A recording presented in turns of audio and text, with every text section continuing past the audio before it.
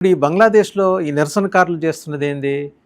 నరేంద్ర మోదీ నీ అంతు చూస్తాం, సువేందు అధికారి నీ అంతు చూస్తాం. గట్టిగా బార్డర్ దాటి వాళ్ళు లోపలికి వచ్చే పరిస్థితి ఉందా? లేదు. అలాంటి ప్రయత్నం చేస్తే ఇటు నుంచి షూటెడ్ సైటే. ఎక్కడా కూడా కనికరం లేదు, దయ లేదు, దాక్షిణ్యం లేదు. స్పష్టమైన ఆదేశాలు ఇచ్చేసింది అటు కేంద్ర ప్రభుత్వం బీఎస్ఎఫ్కి, ఇటు రాష్ట్ర ప్రభుత్వం లోకల్ పోలీస్ యంత్రాంగానికి. ఇక్కడ కొన్ని సందేహాలు ఉన్నాయి. లోకల్ పోలీస్ యంత్రాంగంలో కూడా ఇంకా చాలా మార్పులు జరిగాయి. పొల్యూట్ అయిపోయింది.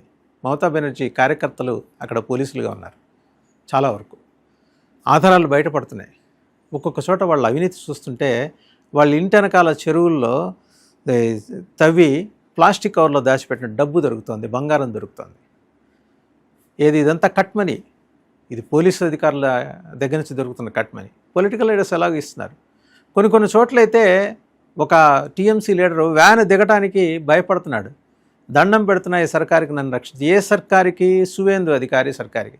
రక్షించండి, దిగితే నన్ను కూడా అభిషేక్ బెనర్జీ మాదిరి టమోటాలతో కుళ్ళిన కోడిగుడ్డతో కొట్టి చంపేస్తారేమో, పరువు పోతుందని చెప్పి చేతులెత్తి దండం పెడుతున్న విజువల్స్ కూడా ఉన్నాయి. ఇంకొక చోట ఏమైంది, ఒక ఆయన ఇలాగే లంచాలు వసూలు చేసిన ఒక టీఎంసీ లీడర్, ఆయన ప్రస్తుతం జైల్లో ఉన్నాడు, అరెస్ట్ అయ్యి జైల్లో ఉన్నాడు. ఆయన జైల్లో ఏదో రాళ్ళు కొట్టే పని ఏదో చెప్పినట్టున్నారు. అదొకటి బయటపడింది. రోజుకొక్కళ్ళు అక్కడ. ఇక మొత్తం 29 మంది మాజీ ఎమ్మెల్యేలు. మరి వీళ్ళందరూ కూడా, వాళ్ళందరి మీద కూడా నజర్ ఉంది. ఒక పక్క కలకత్తా మేయర్